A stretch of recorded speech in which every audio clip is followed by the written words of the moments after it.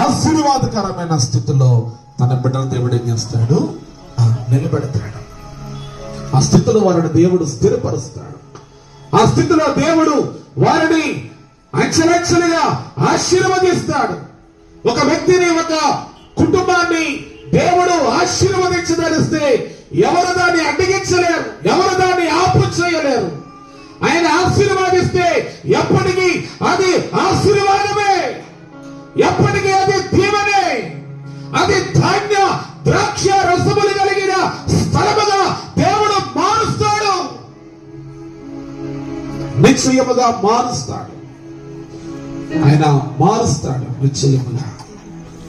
యాకోబు, నీ ఊట ఎలాంటిదయ్యా అంటే నీ ఊట ప్రత్యేకించబడినది. హల్లెలూయా. ఇక్కడున్న ప్రతి కుటుంబాన్ని, ప్రతి బిడ్డ ఆత్మ సంబంధమైన రోజులను, కుటుంబాలను ప్రత్యేకముగా స్థిరపరచి వర్ధిల్ల చేయును గాక. ఆమేన్. హల్లెలూయా, హల్లెలూయా. అతనిపై ఆకాశము మంచును కురిపించును. ఆకాశము ఏ కురిపించిందంటే వారి మీద మంచు కురిపిస్తుంది, మంచు కురిపిస్తుంది. దేవుని బిడ్డలారా, ఆకాశమందున్నాడు మన